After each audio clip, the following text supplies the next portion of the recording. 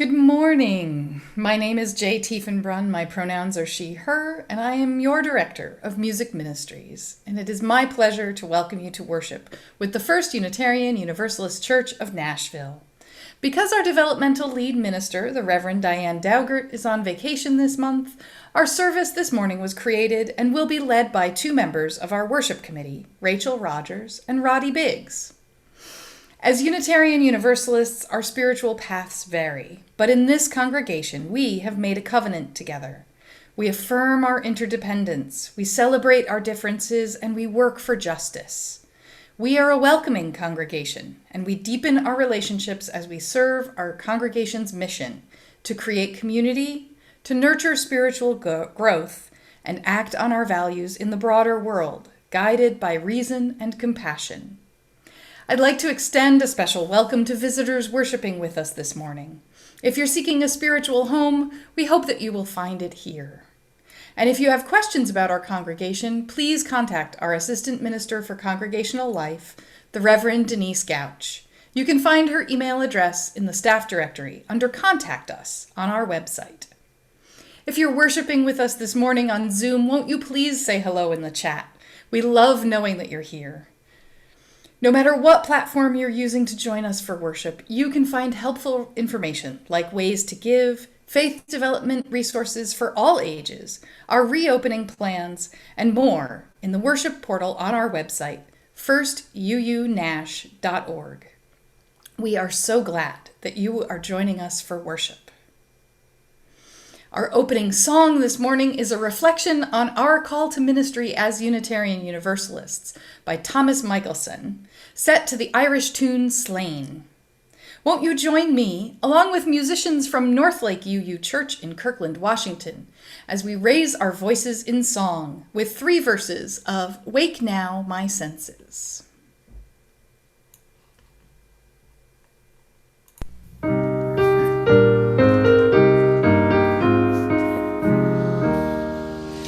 Wake now, my senses, and hear the earth call. Feel the deep power of being in all. Keep with the web of creation your vow. Giving, receiving, as love shows us how. Wake now, compassion, give heed to the cry. Voices of suffering fill the white sky. Take as your neighbor both stranger and friend, praying and striving their hardship to end. Wake now, my vision of ministry clear. Brighten my pathway with radiance here. Mingle my calling with all who will share. Work toward a planet transformed by our care.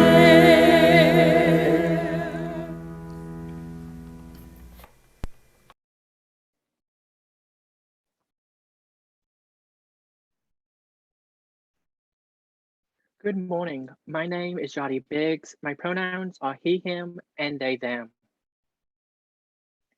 Good morning. My name is Rachel Rogers. My pronouns are she and they. I'm a member of First Unitarian Universalist Church along with Roddy. We are both aspirants to ministry with the Unitarian Universalist Association, and we are so happy to be leading worship this morning. Our call to worship today was written by Sherry Woodbury. Here we are in our circle again, a circle of vision and reflection, a forum for deciding and empowering. Here we are at the base of another bridge, the shores of today and tomorrow, beckoning us to cross the chasm one day at a time. Here we are, gathered again at the cusp of the future, at the boundary that holds community together. Here we are in a circle of trust, brought to this moment by a series of choices and promises, by hope and gratitude by our own shadow faced with befriendment. With a servant's heart, with a leader's listening, with a parent's love truer than all our inner trembling, let us model the health we seek for all and lean into community. Somewhere out there, all we dream is possible. Somewhere in here, we are sowing the seeds. Let us worship. The words for our chalice sliding were written by Carrie Girlfriend. We call forth the life of our faith ignited by our chalice. This spark of new beginnings invites us into the sacred places to reflect where we have been and where we are going.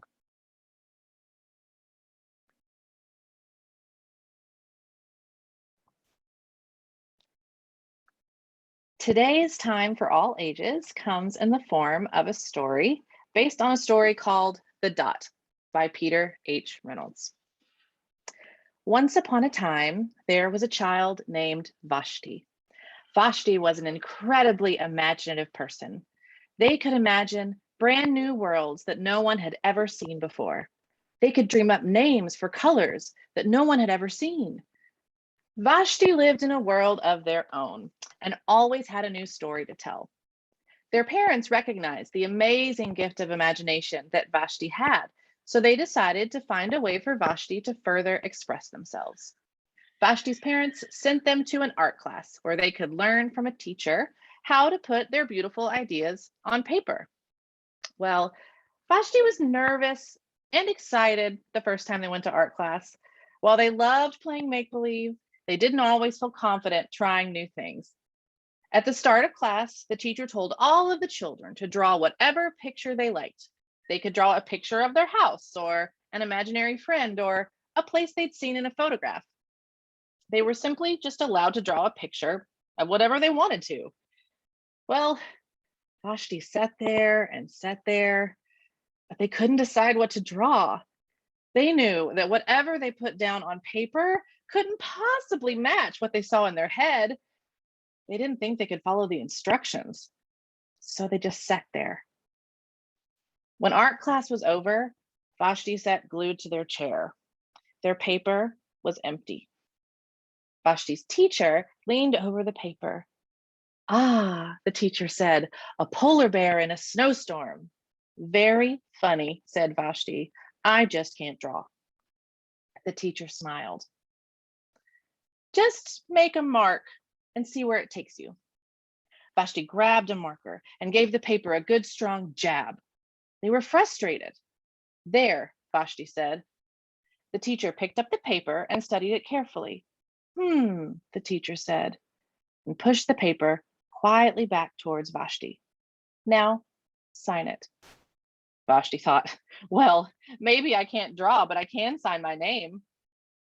The next week, when Vashti came back to art class, they were surprised to see what was hanging above the teacher's desk.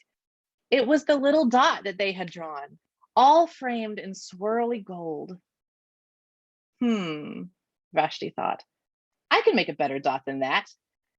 Vashti opened up their brand new set of paints and got to work. Vashti painted a red dot, a purple dot, a blue dot. Vashti kept experimenting, making lots of little dots and many colors. And suddenly they realized that what was on the paper was looking like all the colors and planets they had imagined in their head. Vashti splashed their colors with a bigger brush on bigger paper to make bigger dots. They painted many dots on the same paper. The whole world inside Vashti's head was coming to life. At the school art show, a few weeks later, Vashti's many dots made quite a splash. Vashti noticed a little kid gazing up at them. "You're a really great artist," the kid said. "I wish I could draw." "I bet you can," said Vashti. "Me? No, not me," the kid said. "I can't draw a straight line with a ruler." Vashti smiled and handed their new friend a blank sheet of paper. "Show me," Vashti said. The child's pencil shook as they drew their line. Vashti stared at the boy's squiggle for a long time. And then Vashti said, please sign it. And so ends our story. Thank you, Rachel. You may know that we share every Sunday's collection with an organization whose work outside our walls aligns with our values. Our Share the Plate partner for the month of July is Open Table Nashville, a nonprofit interfaith community that disrupts cycles of poverty, journeys with the marginalized, and provides education about issues of homelessness. You can learn more in the worship portal at firstuunash.org, where you can also find the link to our online donation form. As always, your gifts, like your presence among us, are received with gratitude.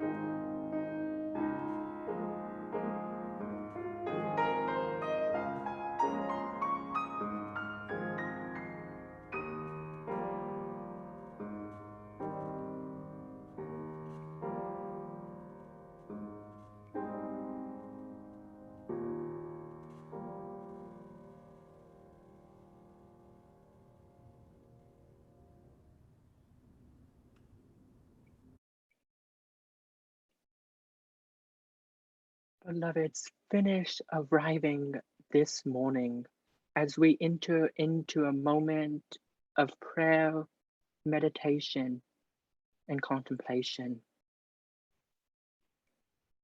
Spirit of life, of Lord, God of mercy, and by so many names, be with us each this morning as we figure out what it means to be Unitarian Universalist called to ministry, as we disrupt systems of poverty, injustice, and oppression that ravage our country and our communities. Be with us now and forever. Blessed be, Ashe, and Amen.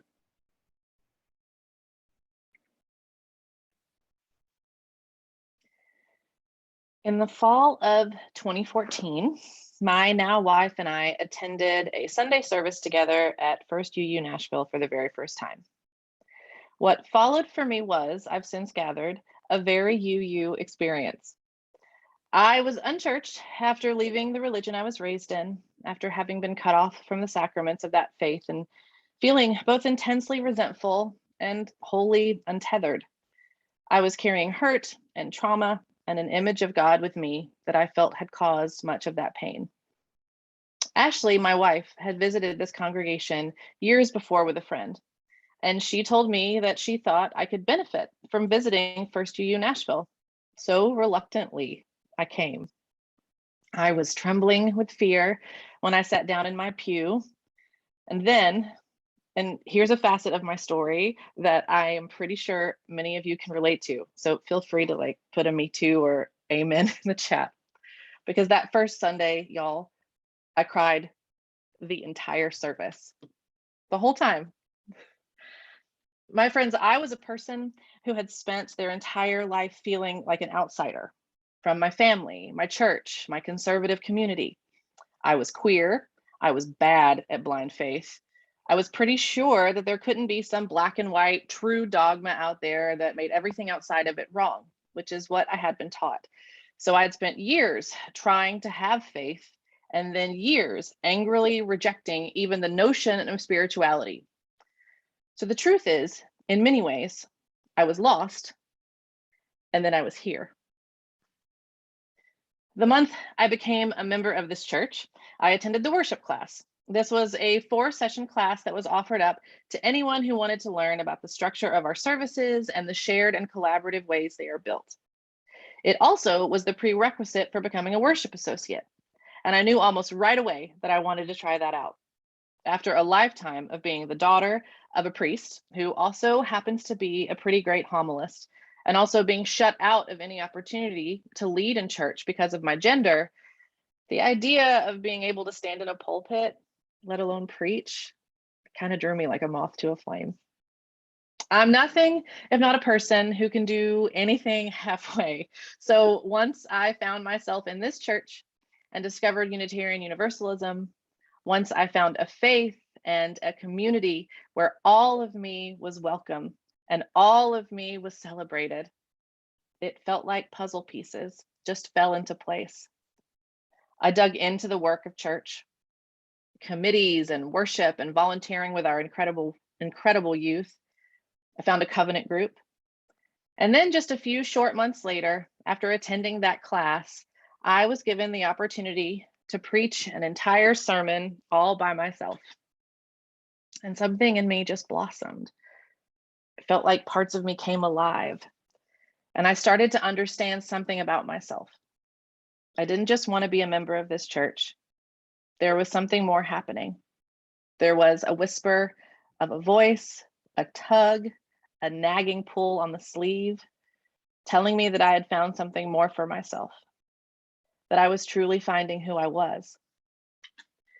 During Reverend Megan Roburn's tenure as our sabbatical minister, she sat down next to me in a pew in between services where I delivered a reflection. And she scooted up over towards me and she asked me the question, "So, have you thought about divinity school?"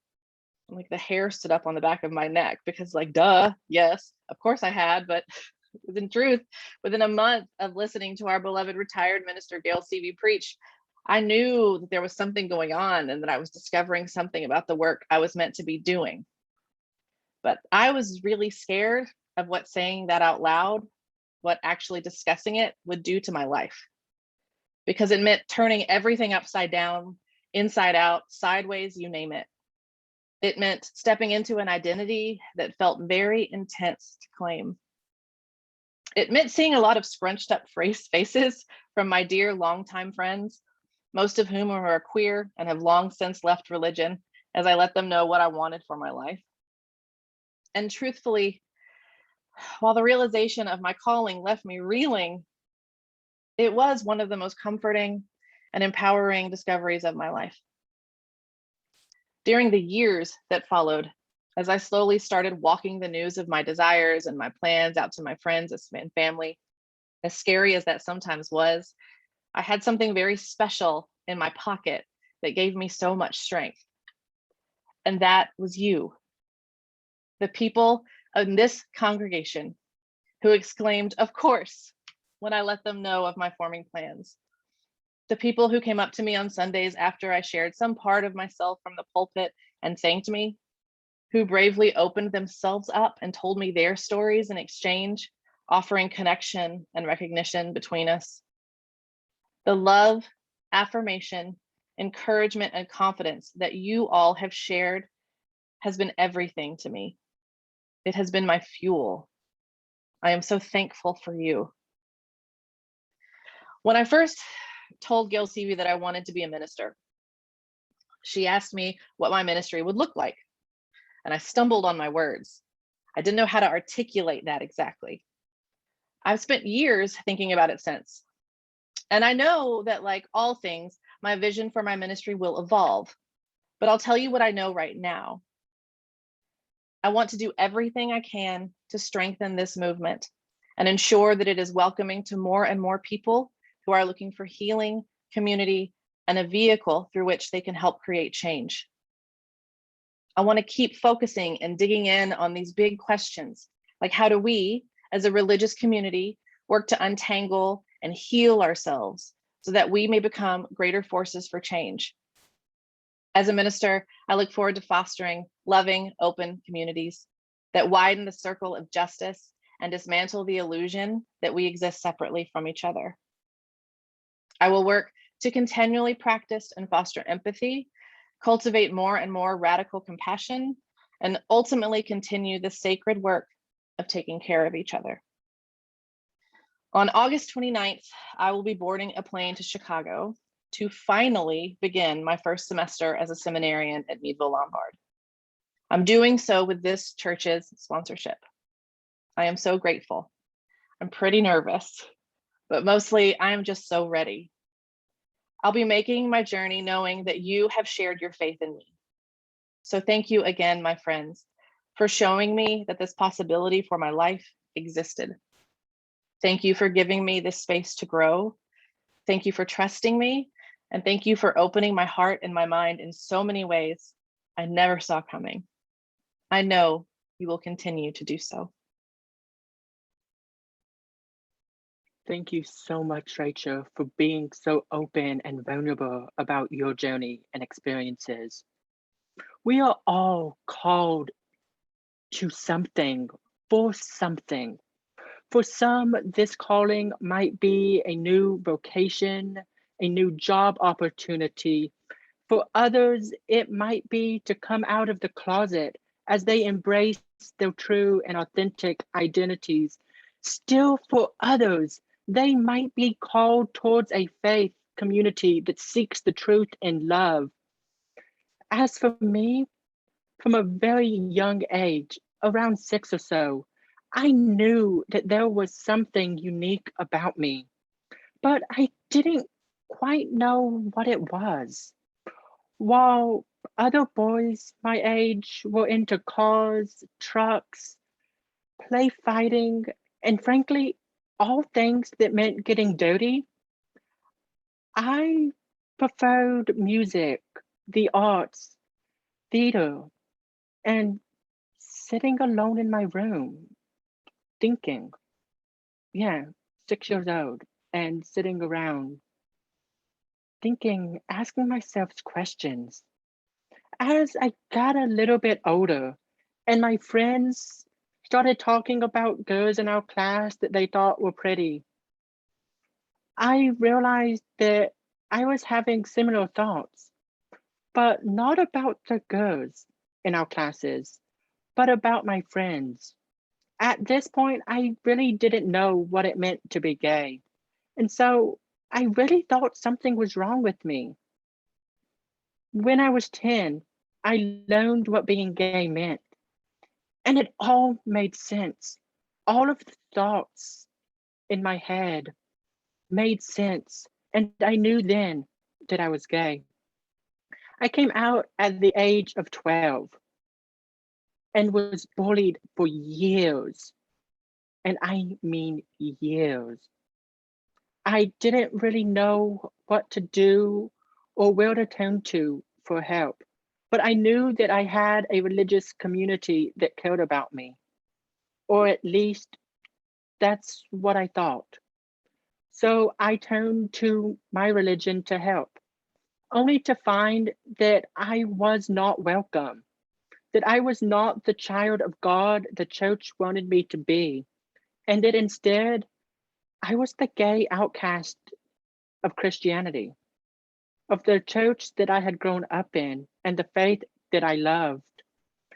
I learned quickly that being a member of the church meant hiding a part of myself from those around me and acting like something I was not.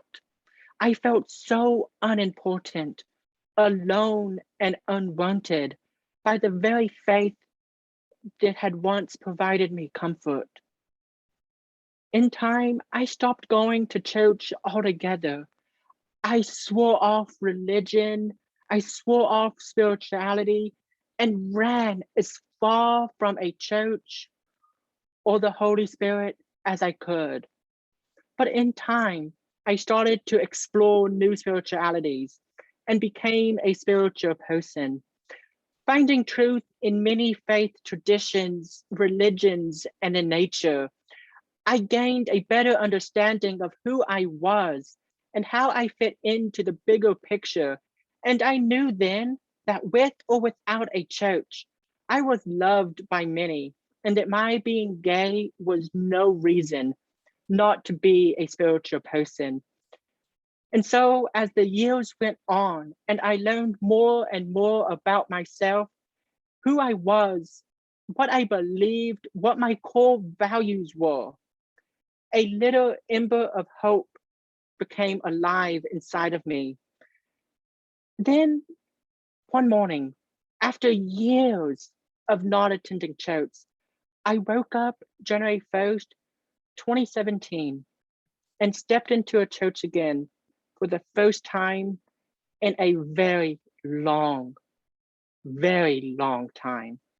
That church was the Tennessee Valley Unitarian Universalist Church in Knoxville. On my first Sunday in this church, much like Rachel, I found myself crying, but not tears of pain. No, tears of profound joy. For I knew that I had found something that I had been longing for, that I'd been missing all those years. I knew that there I would be welcomed for who I was, and that I would not need to hide the fact that I was gay, that indeed it would be celebrated and lifted up in joy, as would all of the other things that I was so used to people having to hide from their faith or spiritual communities. I was so moved by Unitarian Universalism that I joined the Tennessee Valley UU Church a month after attending my first service. And within weeks, I found myself speaking before the congregation, stepping up in leadership roles. And rapidly, that little glowing ember of hope and love inside of me turned into a small flame. Over time, that flame became bigger and bigger until I could no longer ignore its presence or its calling out to me. I could no longer ignore the countless voices, both in my head and from people all around me, that over about the course of a year had been constantly, and I mean constantly, asking me the same burning question. A question that echoed in my mind for months. Have you ever considered seminary, Roddy? Have you ever considered ministry? Have you ever considered being a minister? Why on earth would I, a person with queer and BIPOC identities, ever consider seminary? Ever consider faith leadership? Why would I, a person who has been so hurt and traumatized by religion, ever want to put myself into a position of leadership in the very thing that causes pain. Yet here we are. And beloveds, I have a bachelor's degree in religious studies, and a little over a month from now, I would be joining Rachel as I travel to seminary at Meadville Lombard with this congregation's support. And thus that burning question, have you ever considered seminary, is now a reality of which I am called to answer yes. Since discovering the Unitarian Universalist faith, I have grown so much spiritually. I have learned what it means to be a member of beloved community. I have learned that I can bring my real and authentic self with me in my everyday life, and that there is a place for me in the beloved community. I have begun to question everything around me, the very nature of religion, how it operates and functions the ways it does, or if it even functions at all. I have also come to understand religion not as a binary system of beliefs that all must follow to be a part of a religious community, but as a mere guide or means in which some individuals choose to observe who they are and how they are in relation with each other. I have come to see religion and spiritual movements as a way to push the boundaries of society to the point where they almost break, but not entirely, at least not at once.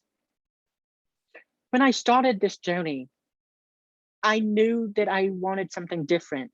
I was one class away from an associate's degree in media production, but instead I moved 150 miles away from Knoxville to Murfreesboro, Tennessee. I started studies at Middle Tennessee State University in religious studies. I was looking for something different, but I was not prepared for what I found. I knew that I wanted to understand the world around me even more as I prepared for seminary and lifelong ministry of faith leadership. What I was not prepared for was how studying religion and being a Unitarian Universalist would change my worldview over and over again. I questioned everything, from the existence of divine presences, to systems of worship, rites, and rituals, to systems of historical oppression that religious individuals who exist on the margins of their identity experience daily within faith. Why did I want to be a minister in the first place? Why would I pay an institution to explore that of religion and religiosity, knowing the trauma that religion had caused me in my past? Why? That's really all I could ask myself. Why do I want to be a religious leader for Unitarian Universalism? All these questions and so much more are what I am beginning to piece together, one puzzle piece at a time, as one chapter in my life must come to a close for the next to begin. Always remembering where I have been and looking to where I am going. So as for me, I was called out of the closet towards faith and towards ministry. But what about you? Where are you called? To what are you called? We are all called to something. The question is, what is calling us now? And how and when will we answer that calling? Whatever your calling may be, may you have the love, the strength, and the support of this community and our Unitarian Universalist faith to answer yes, of course, and I am ready.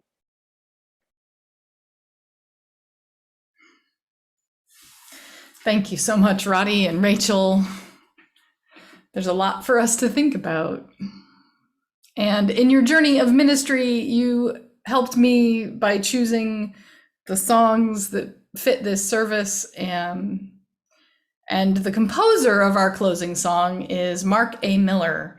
And his songs are favorites in the United Methodist churches around the world. And as you were talking, I thought of at least 2 others that we could have programmed for this service, including Child of God, that he wrote in response to the United Methodist gathering a few years ago, when they made their decision about welcoming LGBTQ people in their faith. So, Mark, you should look him up, Mark A. Miller. His music reminds us how to love with our whole hearts. And I hope that you will join the small ensemble that made this recording last year with Hollingsmith-Bourne, our collaborative pianist, and our singers, myself, Brian, Melanie, and Tony, in singing Draw the Circle Wide.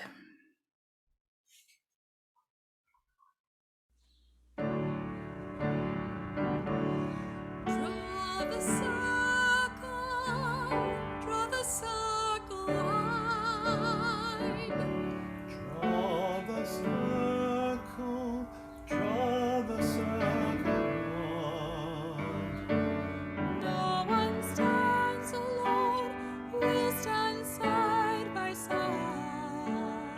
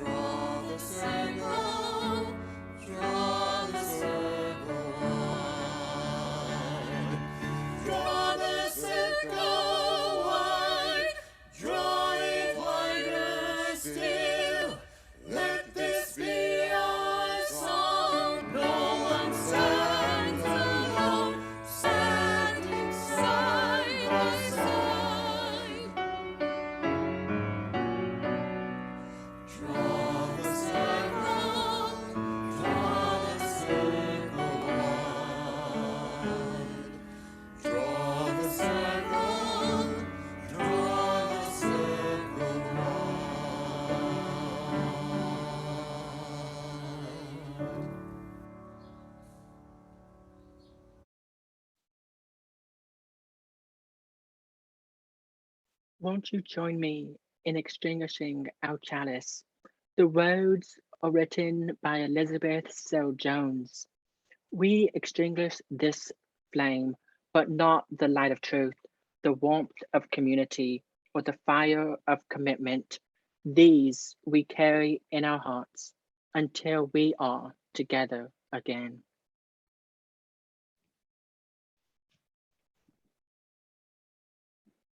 The words to our benediction were written by John O'Donohue.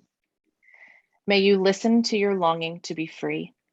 May the frames of your belonging be generous enough for your dreams. May you arise each day with a voice of blessing whispering in your heart. May you find a harmony between your soul and your life. May the sanctuary of your soul never be haunted. May you know the eternal longing that lives in the heart of time. May there be kindness in your gaze when you look within. May you never place walls between the light and yourself. May you allow the wild beauty of the invisible world to gather you, mind you, and embrace you in belonging. This service is over. May our service begin again, renewed.